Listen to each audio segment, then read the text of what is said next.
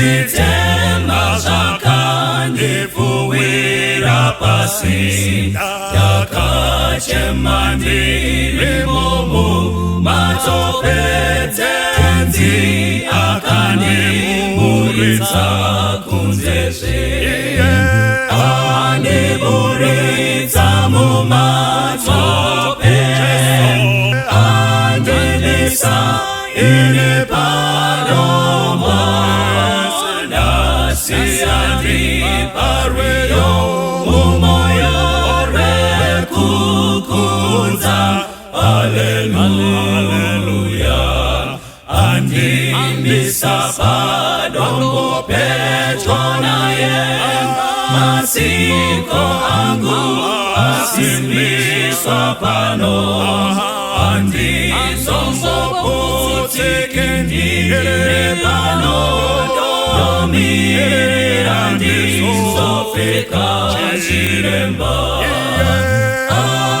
andiburitsa mumatope andilisa ine padomba nasi andipariyo umoyo rekukunza Alleluia andipariyo rutsare rukuza noruyimba usiku nesikati oyo wangu wazarane rufarundi ichazokuza mununuri wangu Jehova andiburitsa mumatope andilisa ine padombo nasi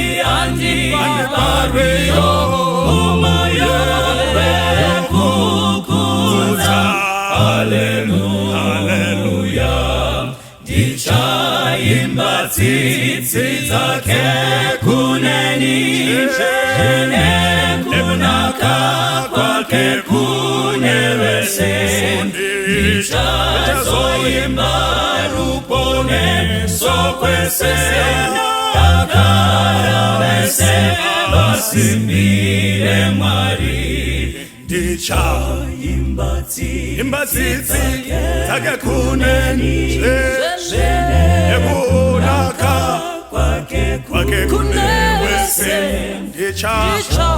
ndichaimba rupone sokwese akarawese basimbire mwari andiburitsa mumatope andilisa ine padombo nasi andipariyo umoyo rekukunza Alleluia andiburitsa mumatope andilisa ine padombo nasi andipariyo umoyo rekukunza Alleluia nasi andipariyo umoyo rekukunza Alleluia nasi andipariyo umoyo rekukunza Alleluia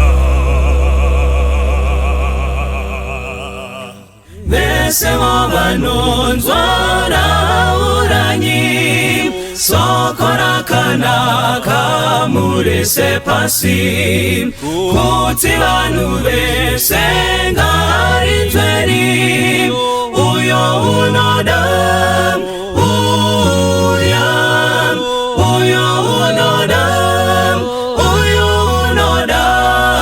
tumasoko pagomonemikana baba wanikanwa ari kudai kudaidza, uyo unoda, uyo unouya nasi uya, pinda pamusiwo wazarurirwa. Jesu ndiye nzira yeidiyega, uyo unoda,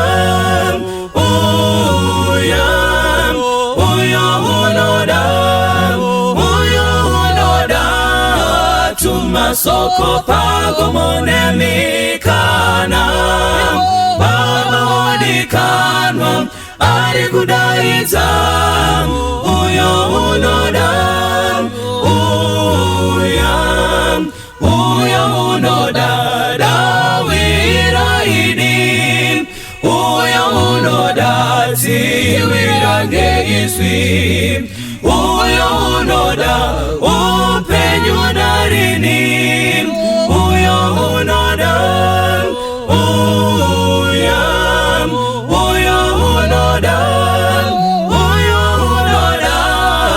tumasoko pagomonemikana, Baba wadikanwa ari kudaidza, uyo unoda,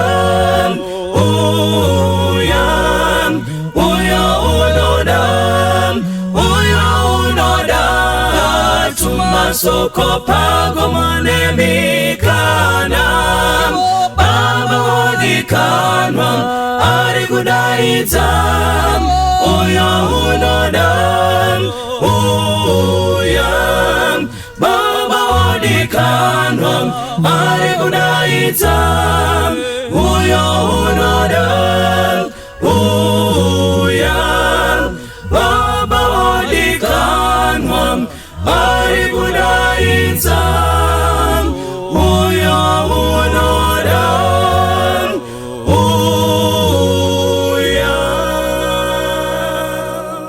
toda kutenda Mwari watitendera kusangana nyama nemweya zviri pamwe chete, tichiti dei tingamupa mbiri nerukudzo nekuti zvakafanira iye. Endi patiri kurarama mukati memazuva ano, ndinokumbira kuti tirambe tichirarama takachenjera. Ndaitaura neumwe munhu mazuva apfuura achindiudza zvikanzi izvo hakuna munhu anofa nguva yake isati yakwana. Saka zvekuti kune COVID kana kuti hakuna COVID hazvichinje kuti munhu anofa nguva yake isati yakwana. Asi mukazotarisa Bhaibheri rinotaurawo futi kuti izvo usafe mufiro webenzi.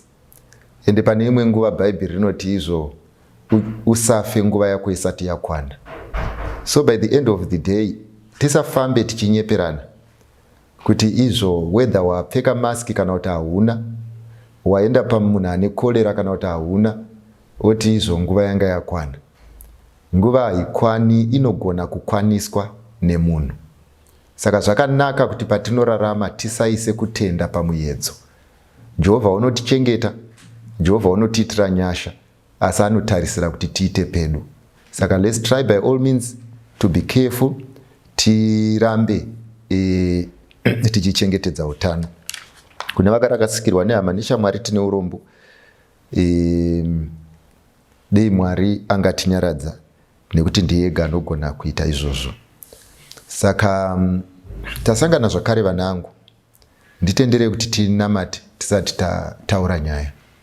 Baba wedu namuponesi Musiki wedenga nepasi, toda kutendai nekuti muri Mwari. Rumbidzwai nekusingaperi nekuti zvakafanira imi. Muzita raJesu ndinonamata. Amen. Vanangu, ndoda kuti murangarire chinhu ichi tisati tatanga. Ndoda kuti mundinzwisise because muri mazera akasiyana, ndo chekutanga. Mune kutenda kwakasiyana, ndo chechipiri. Mune pfungwa dzakasiyana, ndo chechitatu. Uye chechina, kunyangwe panyaya dzekuchenjera hatina kuchenjera zvakafanana. So by the end of the day, ndiri kuda kuti patinenge tichitaura, mumwe nemumwe usatongere munhu nekuda kwemaonero ako. Nekuti maonero anosiyana, manzwisisiro anosiyana. Saka patinenge tichitsanangura, tinotsanangura tichiziva kuti pakati pedu pane vana vegrade 1, vekuti vakati 1 - 2 ndiani, tinoti it can't.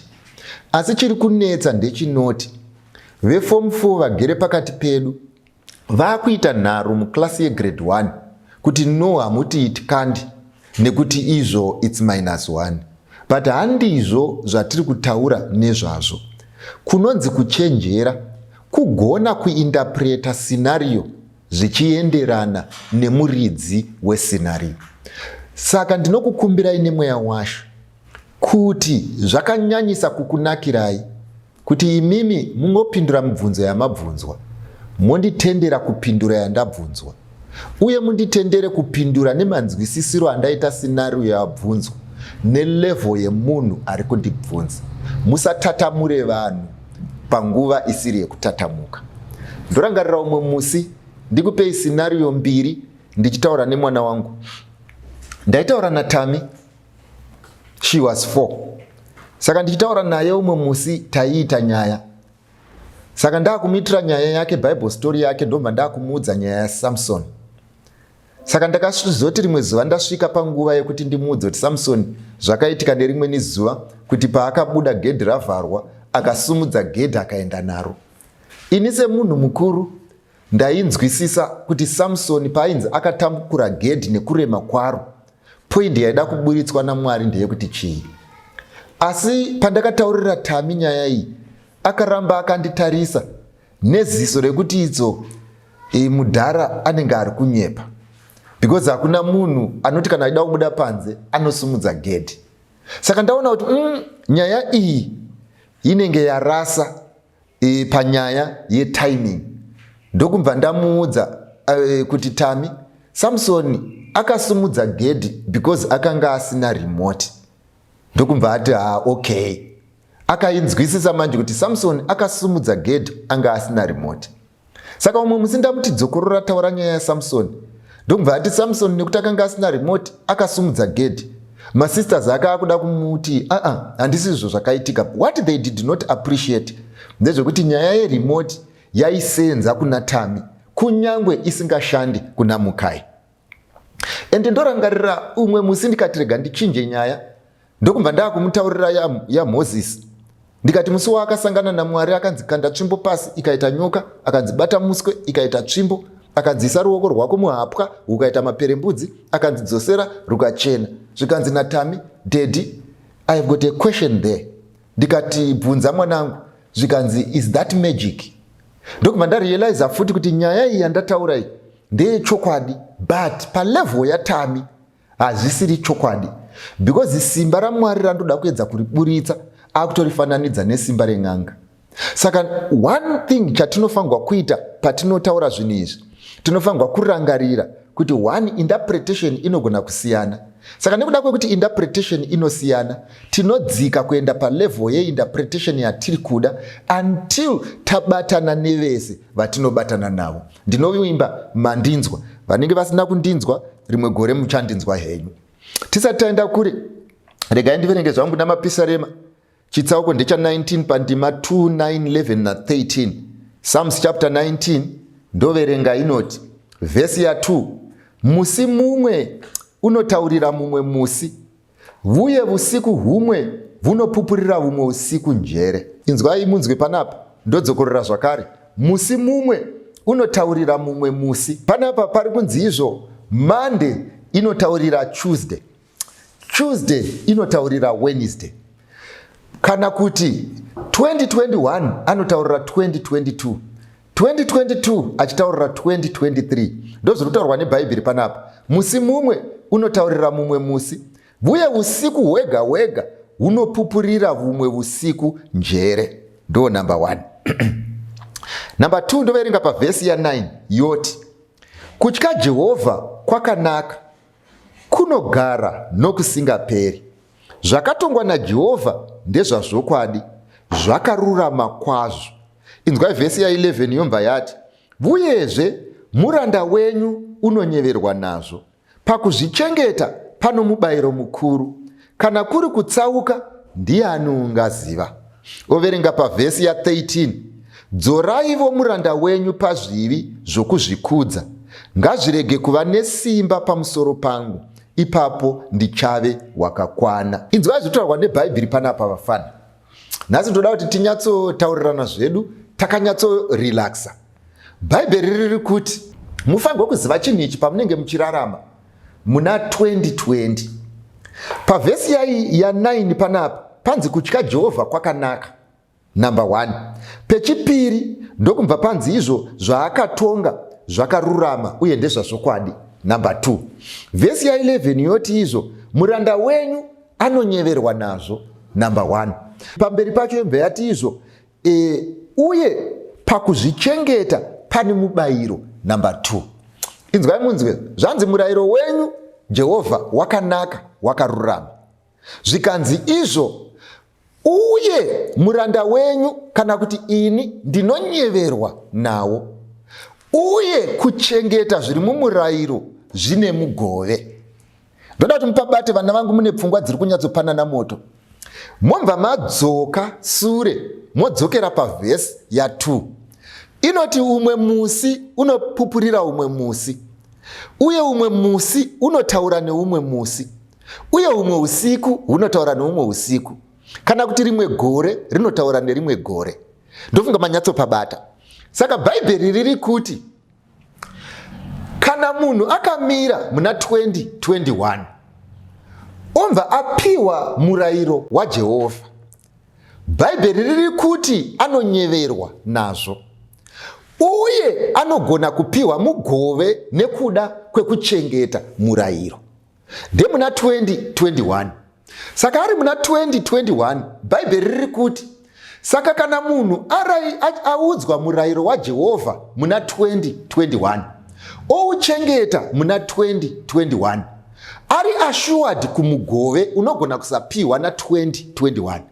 Zvikanzi asi 2021 manje anoudza 2022 kuti vandaa kukupa ava muna 2022 nekuti vakaita zvine mugove vape mugove. Saka 2021 haavape mugove nekuti ari generous, anovapa mugove nekuti 2021 wati vakakodzera kuti vapiwe mugove. Ndofunga mandibata. Saka zviri kurehwa nebhaibheri manje riri kuti chinotoshamisa 2022 ndechekuti inotokuona wakabata uchinyora dhayari uchiti ndiri kuita plan ya2022. Sezvinonzi kubudirira kwezvaunoronga kunodhipenda nedhayari, kubudirira kwezvaunoda kunoenda nezvawaronga. Zvikanzi asi hamuzive here chinhu ichi kuti aiwa zvinoitika kwauri muna 2022 mugove waunopiwa zvichienderana nekurarama kwawakaita mukati memazuva apfuura. Saka ndinorevei vana vangu? Ndinoreva chinhu ichi ndechekuti kana tichirarama pavhesi ya13 yati we must not be presumptuous. Kana tichitaura nenyaya yemunhu ari presumptuous, tiri kutaura nenyaya yemunhu ari headstrong, kana kuti ane blind confidence. Munhu wekuti izvo anoenda kuleft oexpecta kusvika kuright, anoita zvisiri izvo oexpecta kuti pabude zvakanaka. Zvikanzi panapa muzive kuti pamuri kuita zvinhu zvenyu zvese zvamuri kuita muchapiwa mugove, zvese zvamuri kuita muchapiwa mubayiro. Saka ndoda kuti murambe muchirangarira vana vangu, zvese zvamuri kuita muchapiwa mubayiro. Mwari akuitirei zvakanaka. Regai nditange ndambopindura mubvunzo uyu tisati taenda kure. Uyu wekutanga uyu ari kuti izvo imimi masavadha munoti tiroorwe muchechi, munoreva here kuti mamwe machechi haana mate? Mubvunzo weumwoyo. Hanzi mati tiroorwe muchechi, munoreva here kuti mamwe machechi haana mate?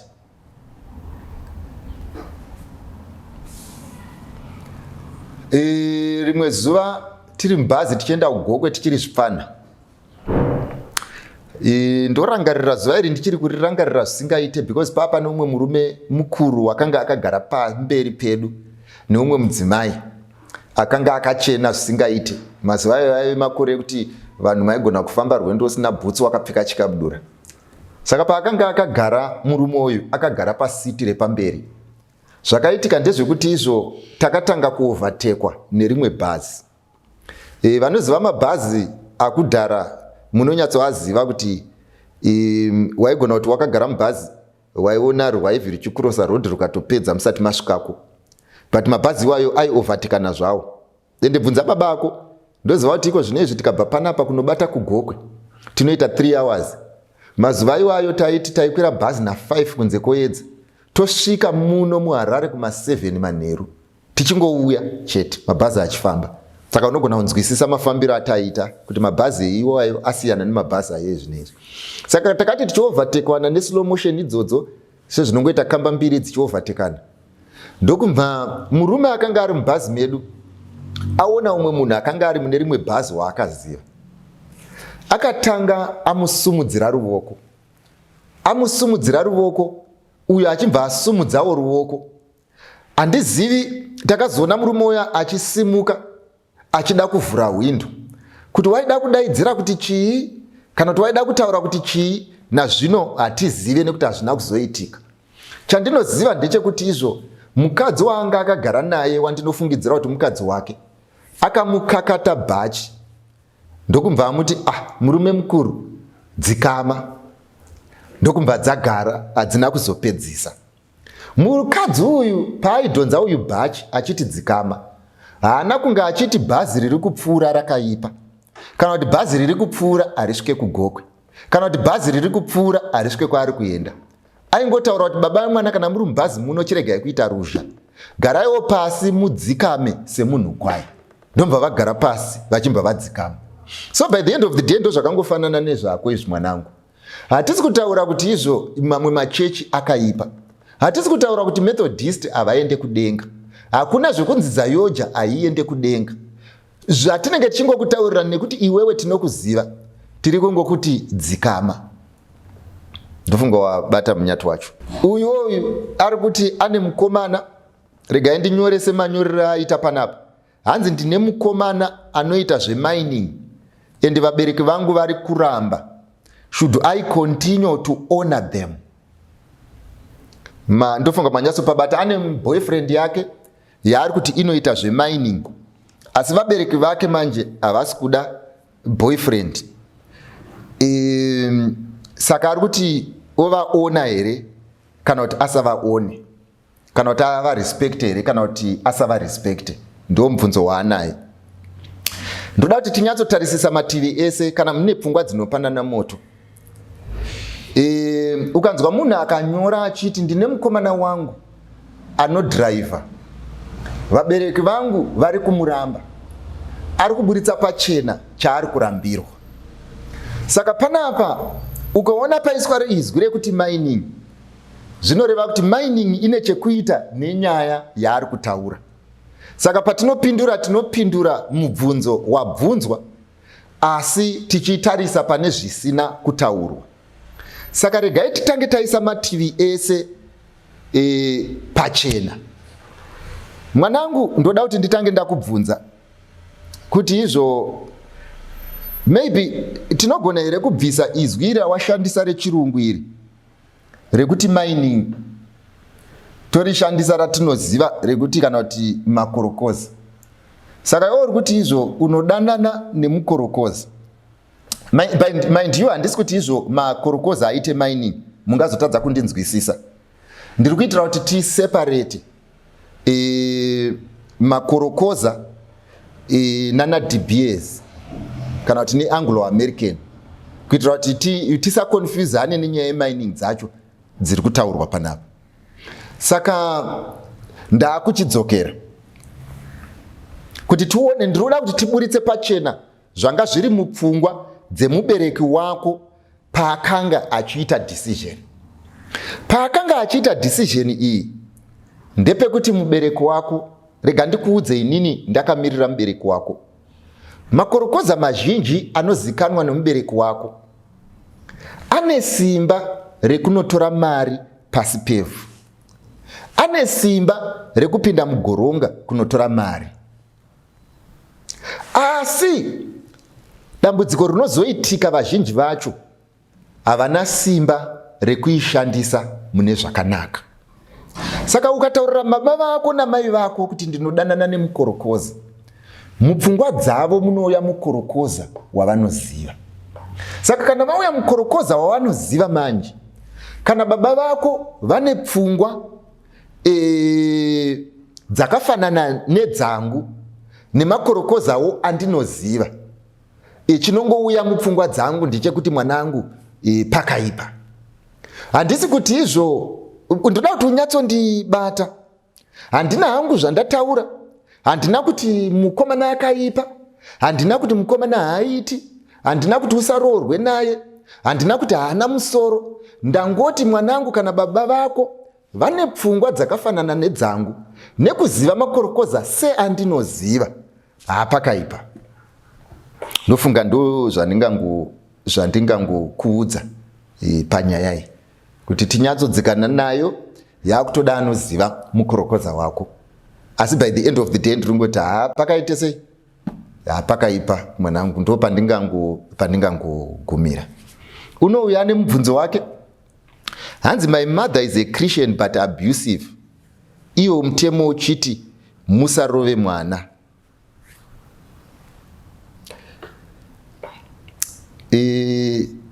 Handiziva kuti musikana here kana kuti mukomana anyora.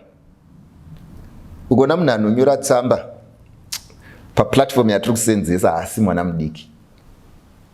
Chiri kutondishambisa ndechekuti izvo ndiri kumboasumwa kuti maybe une 17 years kana 18 years uchiri kurohwa. Ndofunga brain uri kunyatsobata zvandiri kutaura kuti uri munhu ane foni anoenda paplatform anotonzwisisa murayiro asi uchiri kurohwa. Ende nobva watobuda panapa une zvivindi zvekunyora kuti izvo interpretation yangu ndeyekuti my mother is abusive nekuti uchiri kurohwa. Ende mutemo hautendere kurova munhu. Pamwe ndiri kutaura inini, munditeererese pandotaura zvangu. Pamwe mubereki wako akafanana neni, haateedzere mutemo wemunhu kana uchirwisana newaMwari. Mapurisa chaivo veriot enda mutaundi umu havana kutorerwa tsvimbo. Sei mapurisa asina kutorerwa tsvimbo, ticha akatorerwa shamu? Sei mapurisa asina kutorerwa tsvimbo, mubereki akatorerwa shamu? Ndezvekuti muridzi wemurayiro anonyatsoziva kuti apotswa neshamu achada tsvimbo. Saka kuti vakusevhe pabutton stick ndosaka vakakubatira shamu. Saka unofanirwa kutotenda kana mubereki wako achitoita zveshamu pamusana pekuti ari kuteedzera mutero waMwari. Unoti kudiko? Unoti shamu yakagadzirirwa musana webenzi. Number 2, ndoda kuti ndikuudze isusu venyika dzevarombo, mitemo yatinochengetedza iyi, imwe yakauya neAmerica, imwe yakauya neUnited Nations. Nhasi United Nations naAmerica vakati vana havarohwi, vana havarohwi. United Nations naAmerica ikati vana vanorohwa, vana vanorohwa. Not because vari kutarisa zvakatarisira isusu, but pamusana pekuti vari kutsvaga relevance. Mukatarisa United Nations ichifomwa, munoziva zvayanga yakafomerwa. Ndo vaya vainzi vanofanirwa kuunza rugare, ndo vaya vainzi health for all by the year 2000, ndo vaya vaitaura zvenyaya housing for all. Zvinhu zvese zvavakavinga hapana chakabuda. Vaiko zvinezvi vatisika nekurwisana nemutemo waMwari. Handisi kuti inini vana ngavaabuswe, handisi kuti inini vana ngavatorerwe button stick. Inini ndiri kuti inini vanhu vazhinji vanoita sevanoda vana, mwoyo wavo hauzi pavana. Mitemo yokungotsvaga relevance. Vanhu vari kuda budget, vanhu vari kuda kudya mari, ende vanodya mari vachitiudza zvinhu zvisingaendeki. So by the end of the day, ndinokumbira kuti patinenge tichigara pasi tichirarama, tigare pasi tichirarama tichiziva paitwa chinhu murudo nepaitwa chinhu mukufikisa, paita chinhu pakatariswa ramangwana nepaitwa chinhu pachitarisirwa distraction, paitwa chinhu munhu achida kukuraramisa nepaitwa chinhu munhu asingade kukuraramisa. Mind you, ndiri kutaura nenyaya ye-parent to child relationship, ndiri kutaura nenyaya ye-teacher to child relationship. Ende handisi kuti hazvisungise, ndiri kuti kana ndiri ini yekusungwa ndozoiona mberi, yauri kutaura tinozoionera mberi. But kana uchiri kudya sadza rangu, mundiregerera apa ndiri kutaura mafungiro angu, kana uchiri kudya sadza rangu kwete reUnited Nations, kana uchiri kubhadharwa school fees yangu kwete United Nations, ndinokutsiura nemashoko. Asi kana uri beyond kunzwa nenzeve, uchanzwa nenyama. Kana wazoenda kumapurisa kupana akambonofira ako here, tinongoenda todzoka. Ende handisi kupromota abuse, handisi kupromota kurambwa kwemurayiro. Ndiri kungoti as long as kumberi uko kuchiri nemapurisa akabata ngoma, inini zviri nani ndikurange neshamu kuti ndisazokusiya mumaoko evanhu vemboma because havana tsitsi. Yafai.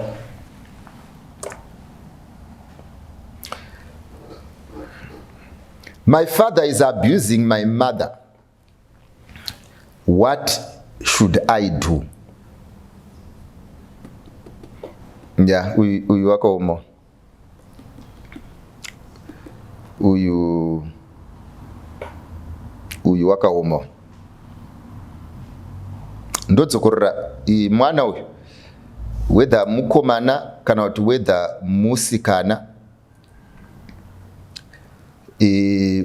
baba vake namai vake vagere vese vanorwa.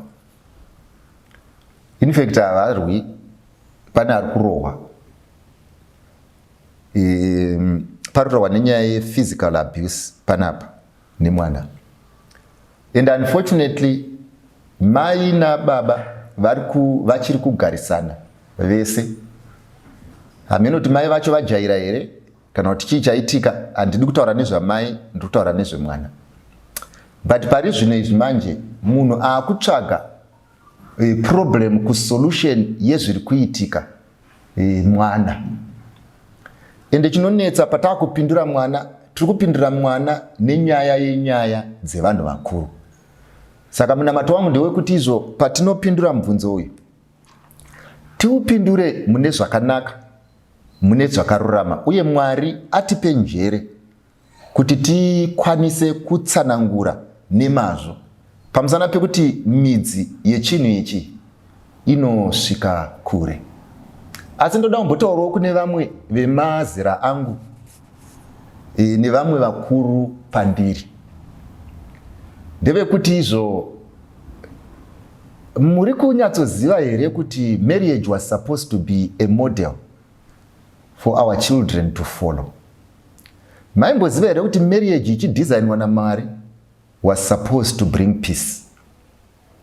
But apa muri kuzviona sei kana tazosvika paextend yekuti vana they are more affected by the way we live, they are more affected by the way we are doing our things kudarika isu vanhu vakuru.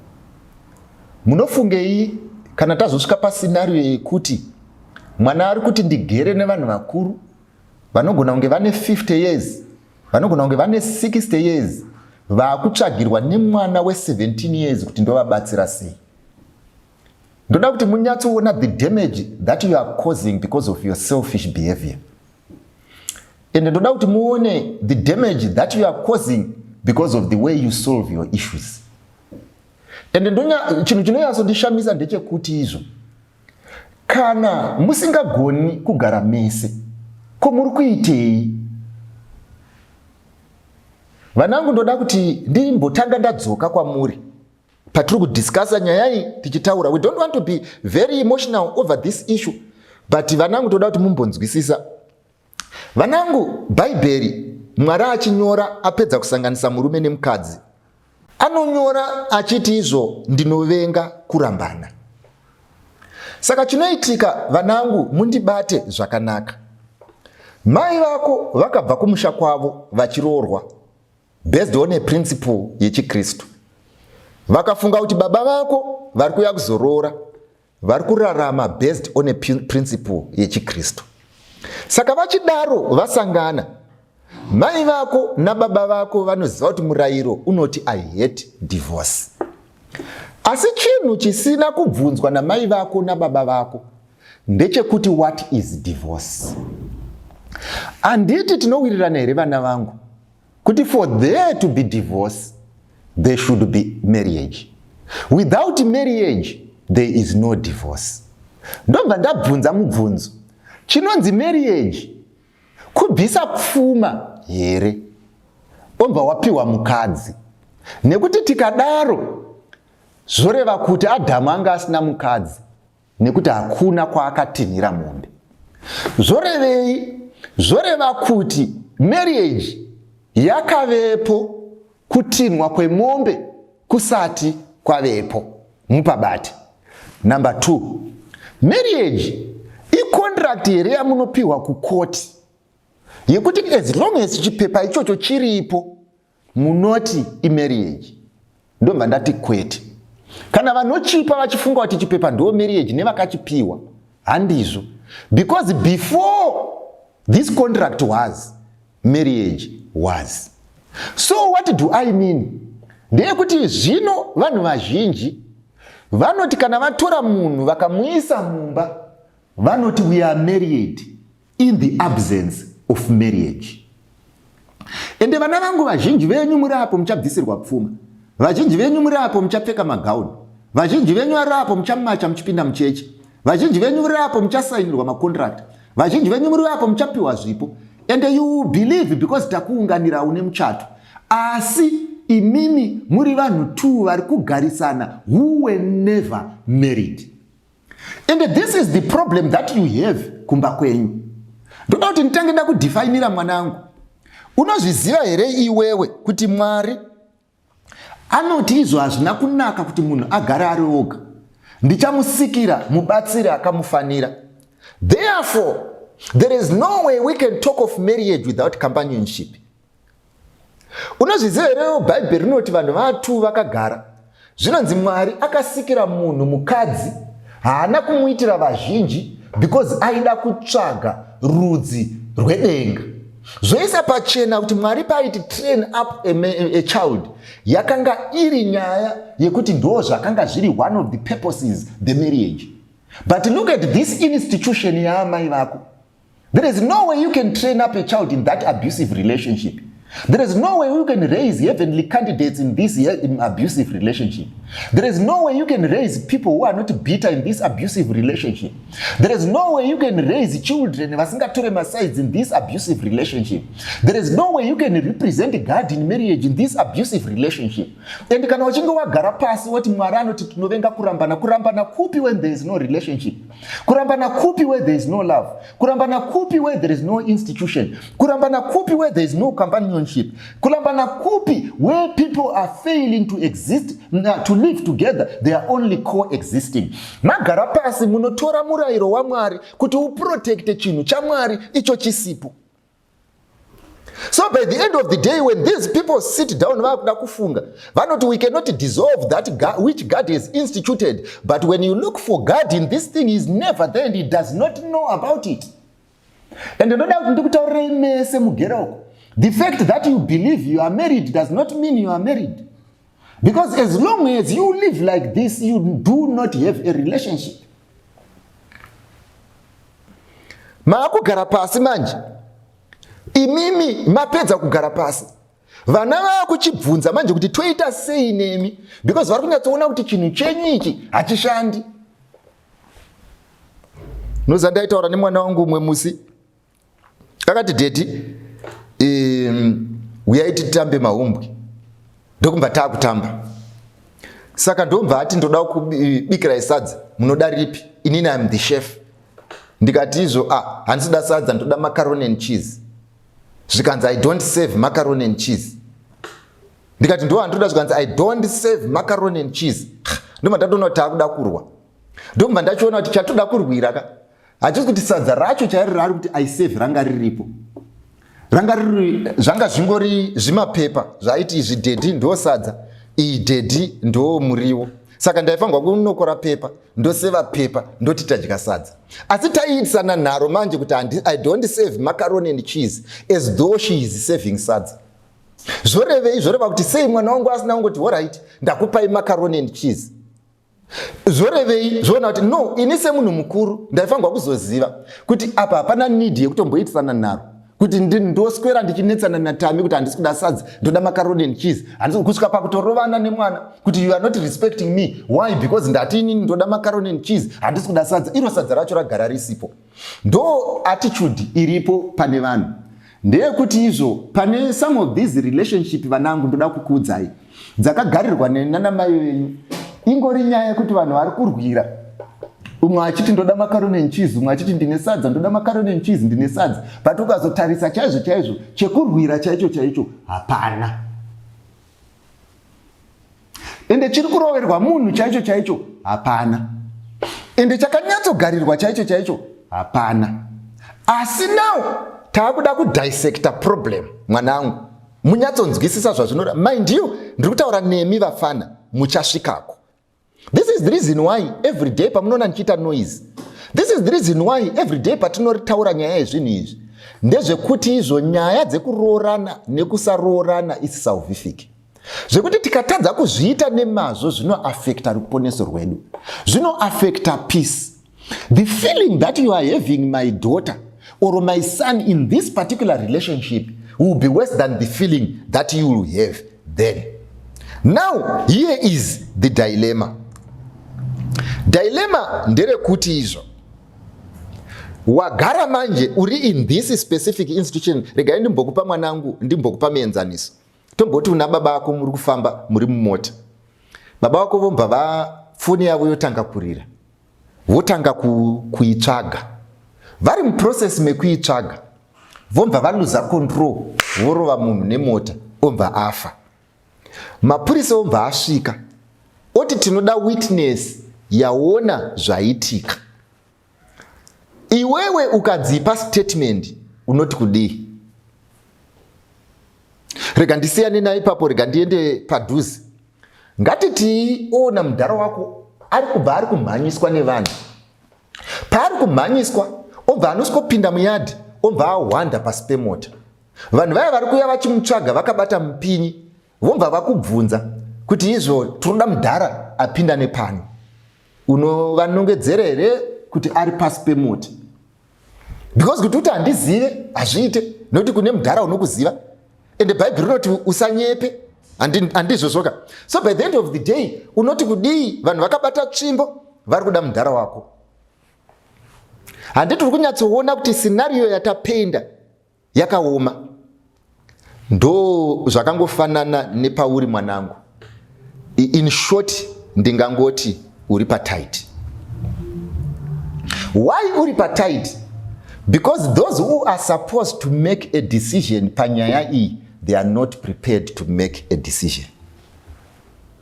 Endo ukagara pasi ukabvunza vanhu vese vanokuudza kuti nyaya iyi inonetsa kwauri semwana, enda unoudza tete. Asi ukada kunyatsotarisa madzitete, madzimbuya, kusanganisira namai vababa vako, vanotozviziva kuti ndo zviri kuitika. Zvekuti kungoenda kunovaudza ingori story yauri kuenda kunovaudza. Why? Chiri kufanirwa kuramba chiri pamusoro pako ndechekuti the people who are affected by this abuse, they know what they are supposed to do, but they are not willing. Number 3, umwe munhu anogona kukupa advice yekuti enda unomhang'ara kumapurisa. Ndoda kukuudza ukaenda kumapurisa nhasi kana uchida mangwana makuseni umukire papolice station, munhu achatanga kuramba kuti nyaya iyi handiizive ndimai vako.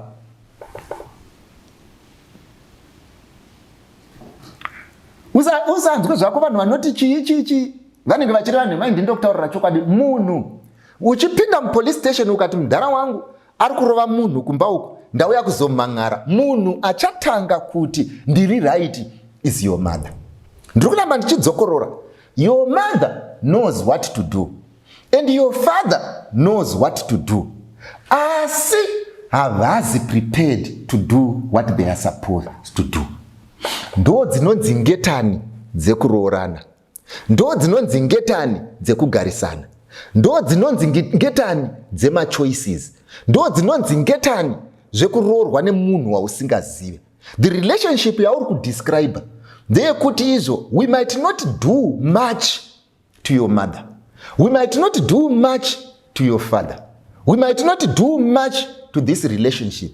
Why? Because varidzi vayo, they are clear of what needs to be done as a. But what I can do to my daughter and my son, all I can do is talk to you. This is the reason why we say, Bible rat, murayiro wa Jehovah wakanaka, uye wakarurama, uye unopa njere. Zvikanzi uye mukuzvichengeta umu mune migove mizhinji. Saka vanangu taakutoitira iyemi, vanangu taakutoitira rwenyu, vanangu taakutoitira kwamuri kuenda. Zvinhu izvi zvine makuva, zvinhu izvi zvine misodzi mizhinji, zvinhu izvi zvine vamwe vakazvisungirira, zvinhu izvi zvine vamwe vakumwa mapiritsi eBP, zvinhu imwe zvine vamwe vakumwa maARV, zvinhu izvi zvakaoma mwanangu. Saka taakutoitira imi. And rega ndikuisire, I want to be very clear with you. Mwanangu, nyaya idzi inyaya dzinogara tichitaura nevanhu. Unoziva, mutsika dzedu isusu tinoti murume akaabuswa pamba, because kuabuswa hakusi one side. Kunogona kunge kuri kuna baba, kunogona kunge kuri kuna mai. Kazhinji murume akaabuswa pamba tinoti akadyiswa kana kuti akapiwa mushonga, ndo kazhinji chinoitika. Tombodaro kuti ndizvozvo, handisi kuti hazvisiri kana ndizvo, tomboti ndizvozvo. Kuvakadzi pavanoabuswa tinoti kudii? Murume akadyiswa haana decision yaanoita, murume akadyiswa haasimudzi musoro, murume akadyiswa haana anongoita sechidzoi kuvakadzi. What am I trying to display? People know what to do, but they are not prepared. And I have noticed people will seek for counsel, not because they want to take it. They always want things to work, even if those things will never work.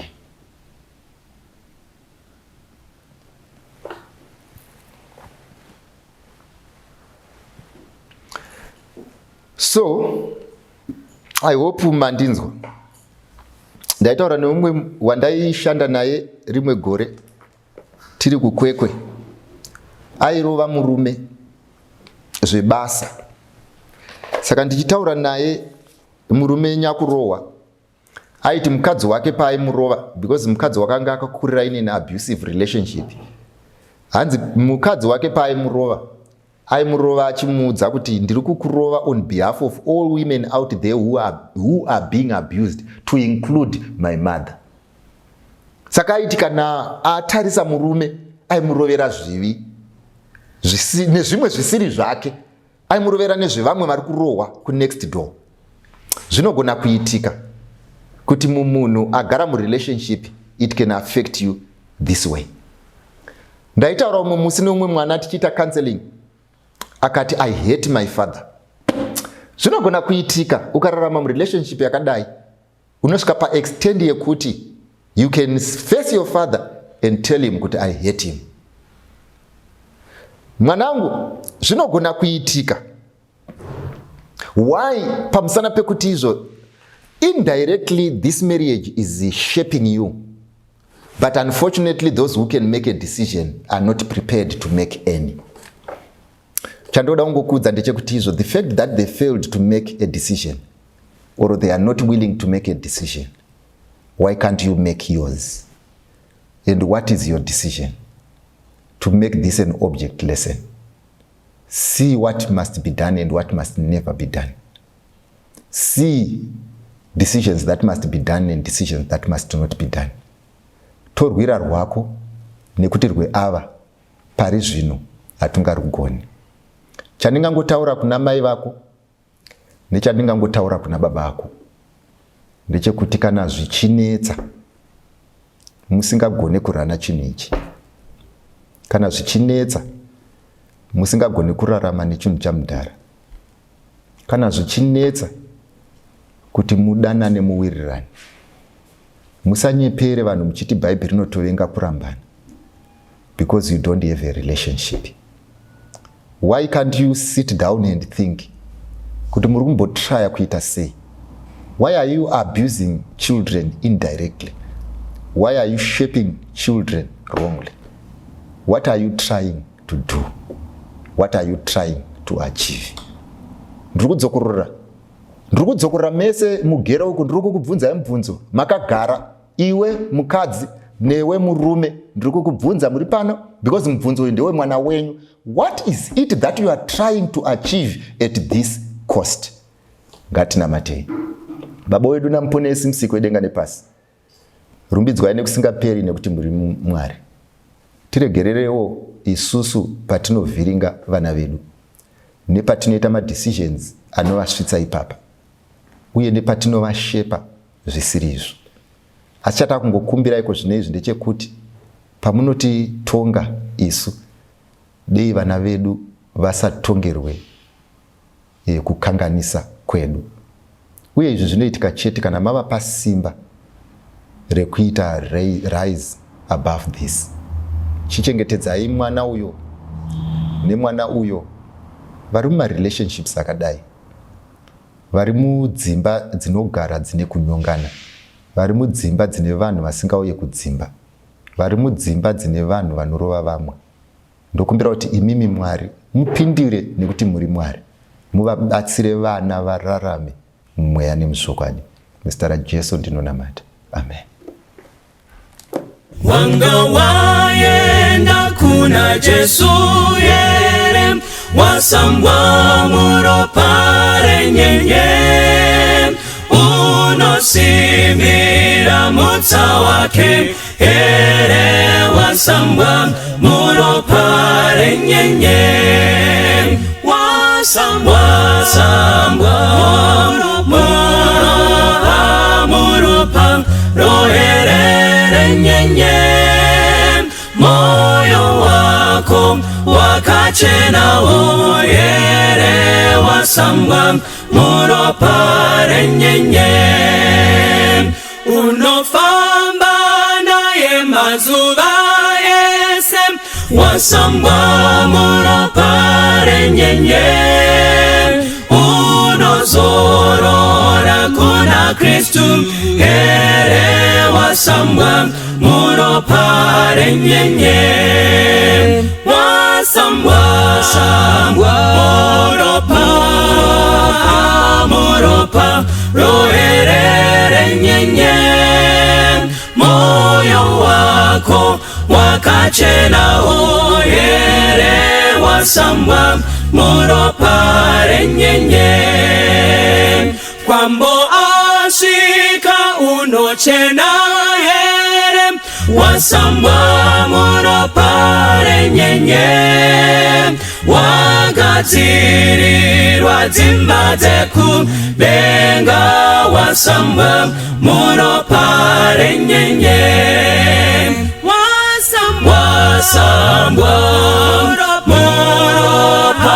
muropa rohere renyenye, moyo wako wakachena oyere, wasambwa muropa renyenye, rasanguva iyo inesitema, usambwe muropa renyenye, kunetsime iyo inowerera, sambanyi muropa renyenye,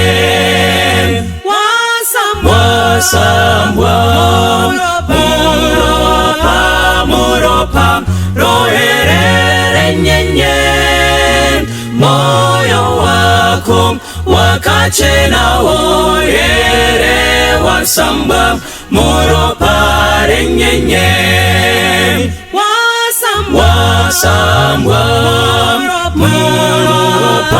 muropa rohere renyenye, moyo wako wakachena oyere, wasambwa muropa renyenye, moyo wako wakachena oyere, wasambwa muropa renyenye, moyo wako wakachena oyere.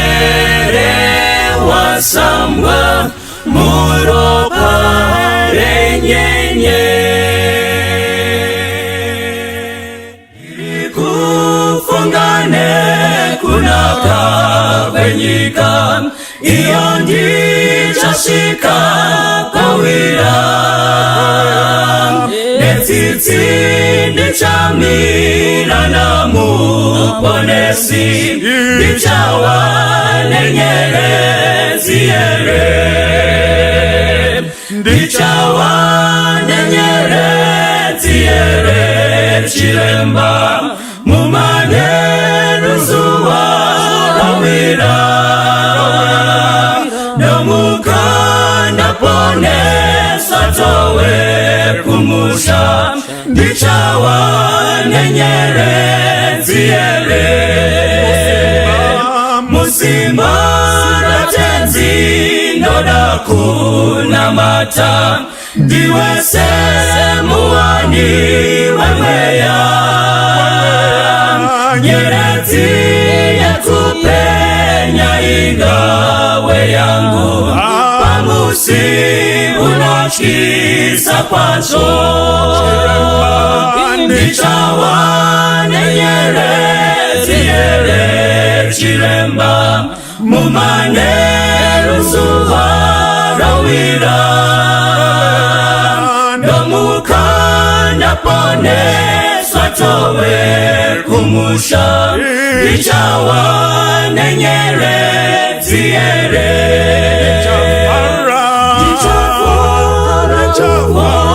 na ususu wa Jesu nomuparokozo na rene shichandi fatamu mushawe ndarama kutindi kawana nyerezi chiremba ndichawa nenyerezi yere chiremba mumanero zuwa rawira nomukanda pone swatowe kumusha ndichawa nenyerezi yere ndichafara kuona usu wa Jesu nomuparokozo na rene shichandi fatamu mushawe ndarama kutindi kawana nyerezi chiremba ndichawa nenyerezi yere chiremba mumanero zuwa rawira nomukanda pone swatowe kumusha ndichawa nenyerezi yere ndichawa nenyerezi yere chiremba mumanero zuwa rawira nomukanda pone swatowe kumusha ndichawa